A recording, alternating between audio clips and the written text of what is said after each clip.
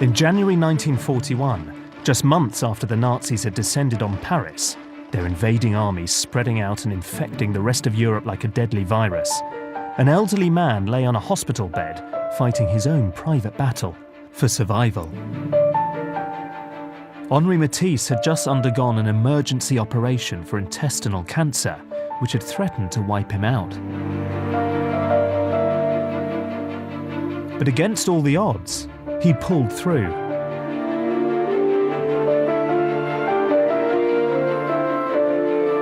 And from this near-fatal event came one of the greatest rebirths in the history of 20th century modern art, which saw Matisse go on to create some of the most joyful, vibrant and life-affirming images that have yet to be rivaled for their originality and daring, the cutouts.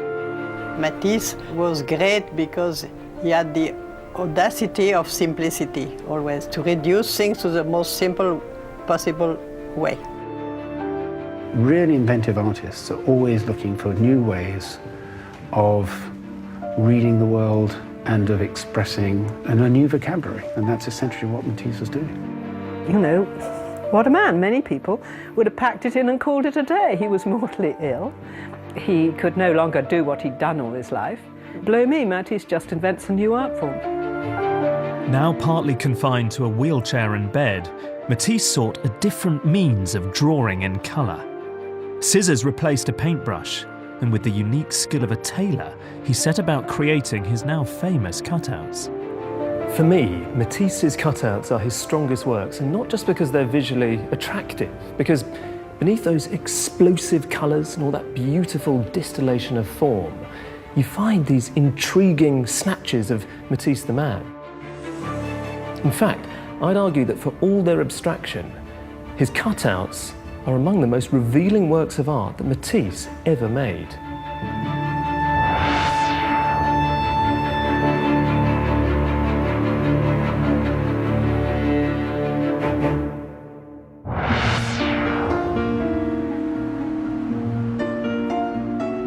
Today, Matisse is one of the most celebrated and popular artists of the 20th century, and any show of his will draw a crowd. Even during his own lifetime, he enjoyed a level of popularity envied by other artists. He was celebrated as a master draftsman and a painter of decorative and highly coloured works, some shockingly daring with their almost primitive, simplified forms. Others more conventionally appealing, with their languorous, seductive-looking creatures set in exotic harems. Today, though, it is cutouts from the final decade of his life that capture the public's imagination. But it wasn't always like that. When Matisse started producing these groundbreaking works of art, many thought that they were just the outpourings of a senile old man who'd completely lost touch with reality. People thought that they were infantile, decorative, certainly not to be taken seriously as works of art. In fact, there was one particularly vicious critic who called them papered jokes. Many were never exhibited in his lifetime, and it took a full 20 years after his death for people to start to recognise their importance. Someone who did recognise just how groundbreaking these works were at the time was Matisse's great friend and friendly rival, Picasso. Picasso had understood Matisse long before anybody else. When he first arrived in Paris, he knew what he was up against the minute he saw Matisse's paintings. The same thing in the 1940s. Picasso would arrive regularly. I know what he wants. Matisse said he wants to see my cutouts, because nobody had ever done anything like that. I think Matisse was working ahead of his time for most of his career. The late cutouts established a new language for art that artists subsequently have been working hard to digest. Next month, Tate Modern will be mounting the largest exhibition of Matisse's cutouts to date in what's bound to be a blockbuster show, and Nicholas Sirota has taken the unusual step of curating. I sometimes feel like you're characterised as quite reserved in the press, but I can sense that you feel passionately about these cutouts. I think they are amongst the most emotionally moving works made in the second half of the 20th century, and I'm characterised as only being interested in minimal art. But Matisse has always been very, very close to my heart, and I've wanted to do this show for 30 years. And the Tate owns the snail. It's one of the great works of the final phase. And so to build on that and to make a show that we'll never see again. I mean, we say that about exhibitions, but I don't think anyone will ever get together this number of cutouts again.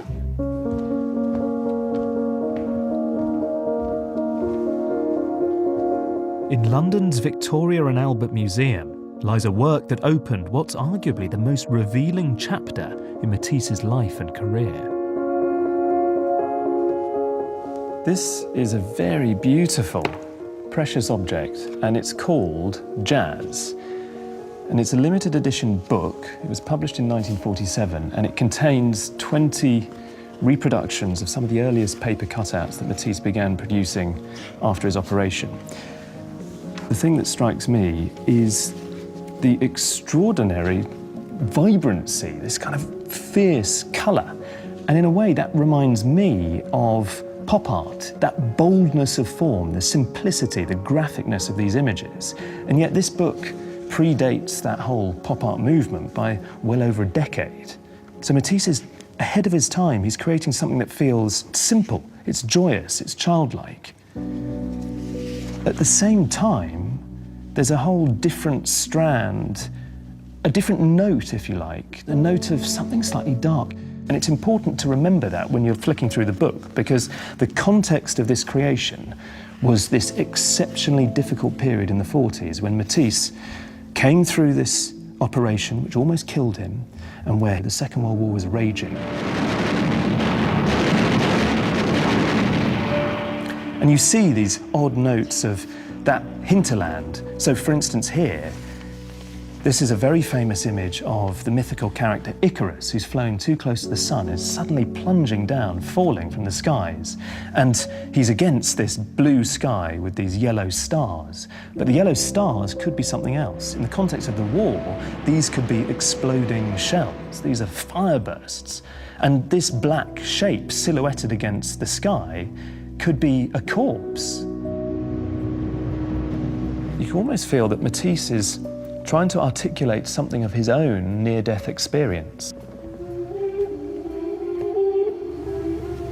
And yet, the overall effect of the book is clearly one of joy. It's one of rejuvenation. This is a second life, an afterlife for Matisse. You can feel his relief at this reprieve from death following his life-threatening operation. And out of these pages come tumbling clowns. So you find acrobats, jugglers, high wire walkers, trapeze artists.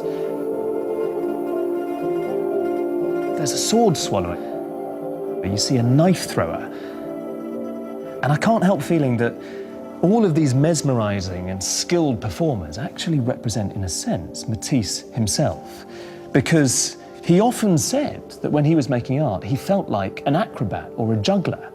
And what you see here is his articulation of that creative process. He's talking about that meditative state of intensity and concentration that was required for him to be able to perform this dexterous, quick, spontaneous scissor work, which is comparable to the same state of mind that a knife thrower needs to be in just before executing that pin-sharp act.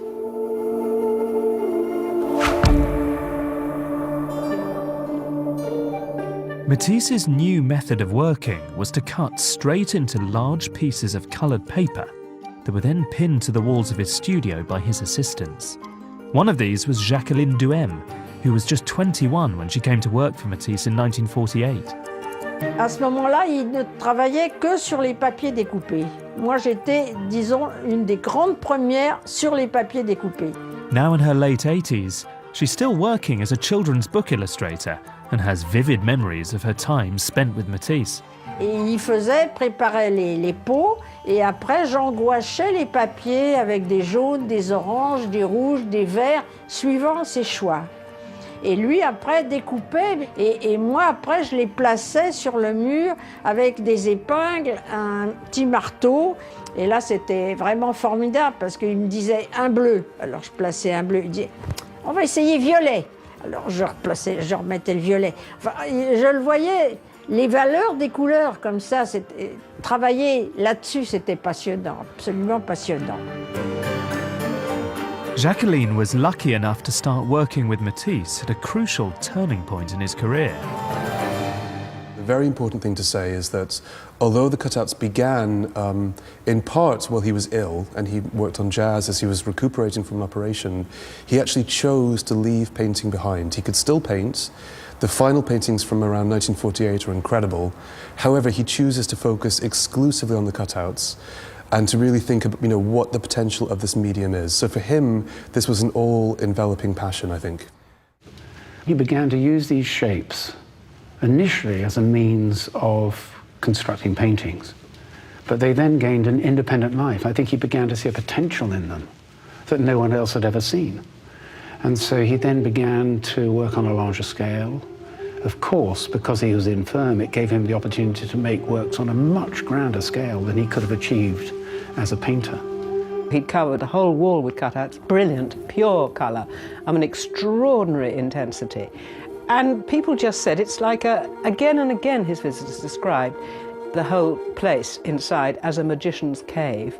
And Matisse, of course, was the magician.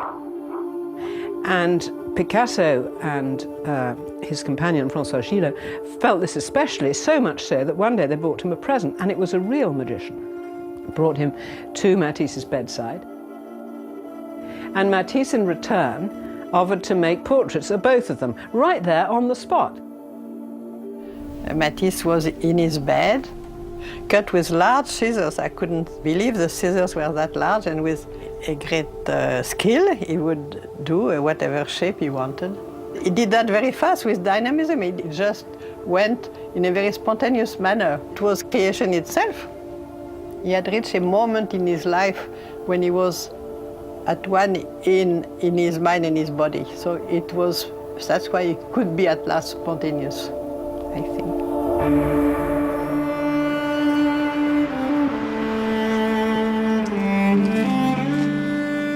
At the time Matisse began working on his cutouts, he was living in this villa in the hillside town of Vence.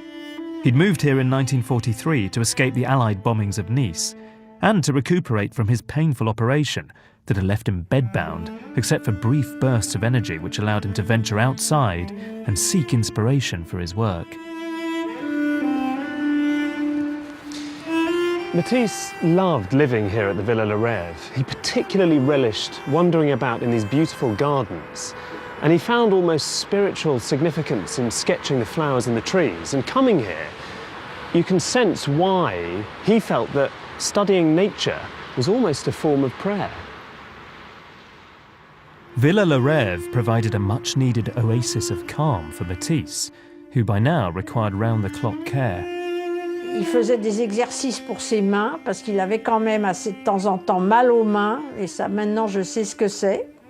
Et le matin, la première chose devait lui apporter une petite cuvette d'eau chaude. Il se lavait les mains et je lui amenais un petit torchon très très sec. Il s'essuyait bien les mains et après il mettait du talc. C'était ce cérémonial qui me touchait beaucoup parce que ça ressemblait un peu à la messe. Quand on faisait la messe, on lave les doigts du curé et il doit y avoir des points communs. C'était très, très touchant. Despite his ill health, Matisse set about creating his new artworks with single-minded determination. Matisse couldn't live if he couldn't work, literally. Literally, and I think those last years when he made the cutouts and when he was an invalid, bedridden, complete illustration of that. He had to invent an art form which he could still practice, and practice with the intensity and the passion, and pour into it the energy and power that he had then, as he always had had.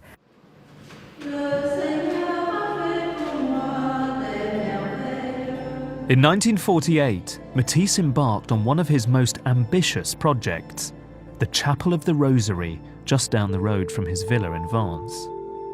Matisse designed and decorated every last detail of the chapel, right down to the colourful vestments worn by the priest, which were created with his new technique of cutouts. The commission for the chapel came about as a result of a close friendship he'd formed with Sister Jacques Marie, who'd nursed him after his operation. Her convent had no chapel, so to thank her for her care, he had one built. The chapel was a labour of love for the increasingly frail Matisse, but the scale of the operation did little to daunt him.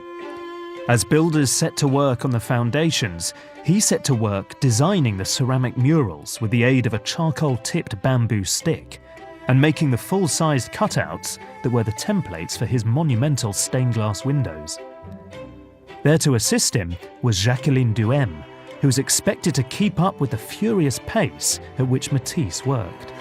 Et quand j'arrivais des fois 10 minutes en retard, il me disait « Jacqueline, c'est déjà 9h10, hein, et on commence à 9h. » Bon, alors, il était très très sévère pour le travail. Et des fois, on travaillait le soir parce qu'il avait des idées. Et à un moment, il a même mis un lit de camp, et puis avec sa grande canne à pêche, il me tapait dessus parce qu'il avait envie de travailler, parce que lui dormait mal, mais il était formidable.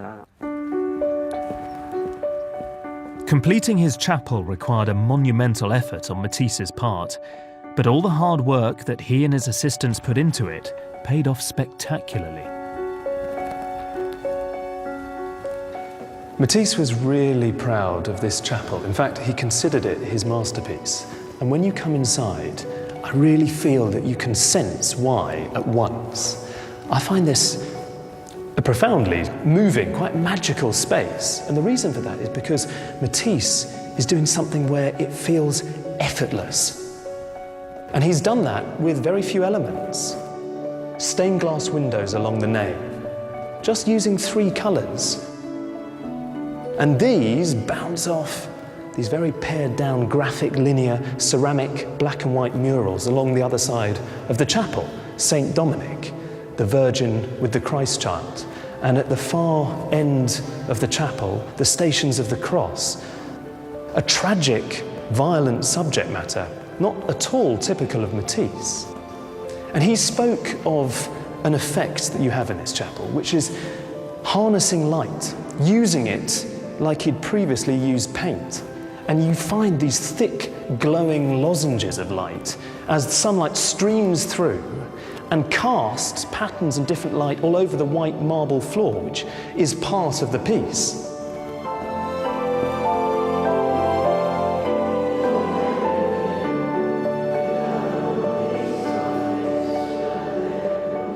Do you know, I think in a funny way, he loved working with the church, because the Catholic Church has always dealt in extremes, and these were people totally at home with the language of penance, of submission, of sacrifice. But Matisse was a complete atheist, so he never really entertained the possibility of God. He had shared that very early on, God in the conventional sense, nonsensical to him. But he understood that attitude of giving absolutely everything. When he was pressed about his belief, Matisse answered, "Do I believe in God? Yes, when I work." And I feel that that's what this chapel conveys, a sense of this healing, spiritual power that sustained him in his work. And I suspect that's why he was so proud of the chapel, because Matisse was a man who suffered. He suffered from anxiety and depression. And then here, he managed to create, at long last, towards the end of his life, a haven of peace. Anyone walking into that space who doesn't feel great emotion is incapable of feeling. It has to be one of the great works made anywhere at any time. Sistine ceiling, vast chapel. I wouldn't want to choose between the two. But though today many consider the chapel his masterpiece, when it was finally consecrated in 1951, the nuns for whom it had been built weren't totally convinced. Il y en avait qui n'aimaient pas. Parce qu'elles trouvaient le chemin de croix trop dur, par exemple. Et Matisse leur disait, mais ce sont les stations du chemin de la croix. Alors c'est normal que ça soit dur. Elle trouvait le sein de la Vierge exagéré. Alors il leur disait, mais c'est une femme, elle a nourri son enfant. Alors bon, petit à petit, les sœurs se sont habituées. Mais au début, il y en avait qui n'aimaient pas. Elles trouvaient que c'était trop moderne. The model for the Virgin Mary was Jacqueline Duhem. Et ce qu'il aimait beaucoup, c'était que j'avais la figure pointue, mais il trouvait qu'il fallait une vierge avec quand même des seins ronds, et ce que moi, j'étais pas. Moi, j'étais beaucoup plus petite, plus fine, plus différente, quoi. Différente. Alors, il disait, il faut pas maigrir, hein, faut manger les petits gâteaux. Jacqueline, il faisait mettre des petits sablés partout, des très bons petits gâteaux que moi, j'aimais bien. Hein, c'était... Though Matisse was clearly attracted by the piety of the church, the siren call of the female form would prove irresistible. In the early 50s, Matisse embarked on a series of vibrant works that combined his love of the female form with his love of dancing figures. And from this particularly productive period came his 4 blue nudes, which are now some of his most famous works. This is the one that he worked on first. Of the 4 nudes, this is my favourite because you can see how much effort went into creating this image. It's very clear that he's deciding to change things. He's cutting out new strips and patches, little bits of paper, and layering them up so that there's a very tangible presence to the whole figure. She feels like almost a piece of sculpture. And it took him 2 weeks of intensive work and effort and energy just to finalise her form. But once he was pleased with what he created and he'd laid the foundations, he could then go on to execute the other 3 nudes in the series in just a matter of hours.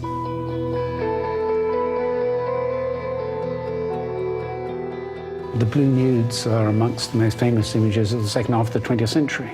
They have an amazing, visceral energy. And it's not just flat colour. It's colour that really comes and grabs you by the throat. But is this the secret of why they've become so famous, so emblematic? Or, I mean, is it to do with the fact that they're remarkably sensuous or that they have this promise of some kind of Arcadian idyll? I mean, what do you think their secret is? I think their secret is the economy with which they were made, the sense in which they stand for every potential move of the female body, the fact that they were evidently so lovingly made, and there's something incredibly sensuous about them.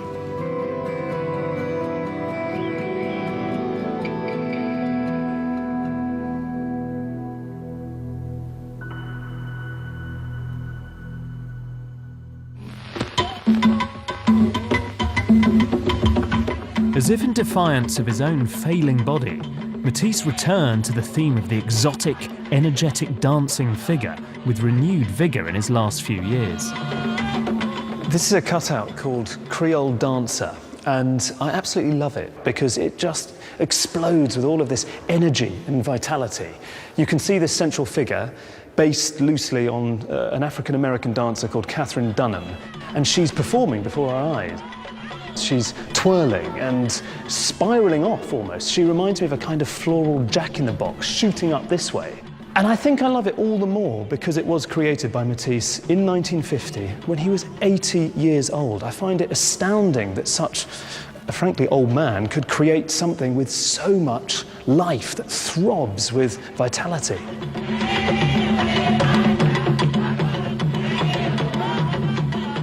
In the final few years, he knows that his time is finite and he's racing from one composition, from one commission to the next.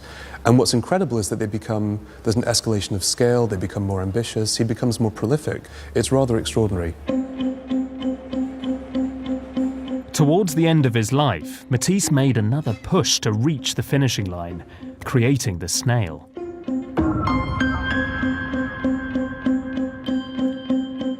This huge work, which measures 3 by 3 metres, has always been a star attraction for the Tate, and is currently undergoing restoration in time for their big cutout exhibition.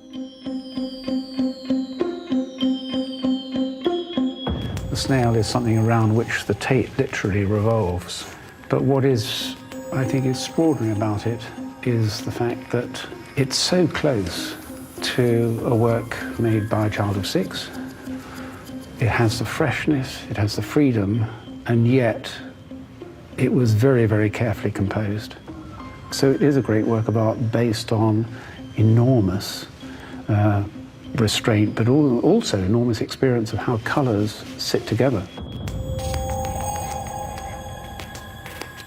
Looking at the snail without its protective glass is really very special because you get a brilliant sense of its vast scale and the tremendous vitality of the work, and also these scorching bright colours that feel like they're attacking your eyes.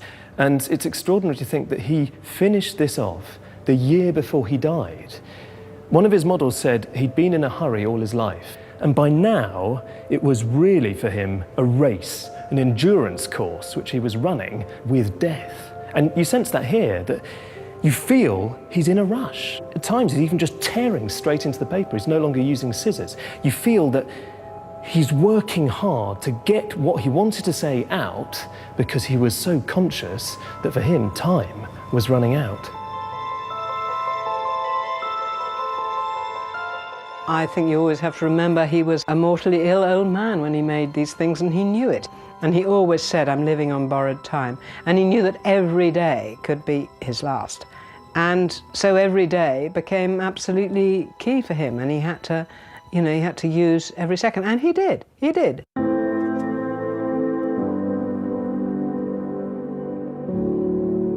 On the 3rd of November 1954, aged 84, Matisse died after suffering a heart attack. He had lived with extraordinary intensity throughout his life, and he started to die. And that took him 3 days for his heart to actually pack up. I think that shows you the tenacity, the strength of a man who said, if willpower's not enough, you've got to fall back on pig-headedness. He just was tough as all get out, Matisse. Moi, ça m'a fait beaucoup de peine parce que dans ma tête, il était éternel et j'allais le revoir de toute façon un jour.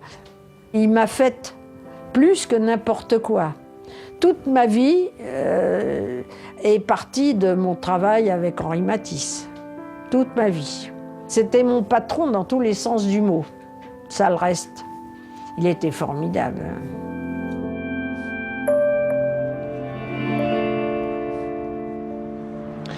Just 10 days after Matisse died, the popular magazine Paris Match went to press with a special tribute to the artist. The cover had a photograph, it's a wonderful picture, of Matisse intently working on his cutouts with a trusted female assistant by his side.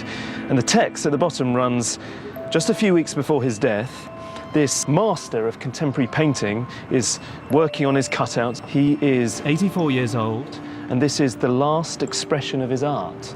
But I wonder how much Matisse himself considered his cutouts his final artistic statement, because for Matisse, by the end, art and life had become inextricably entwined. He was working furiously right up until the moment of his death. And had he lived any longer, there's no doubt in my mind that his art would have continued to develop in all sorts of astonishing and surprising, exciting new directions. I have a hunch that Matisse the magician had a few other artistic tricks up his sleeve.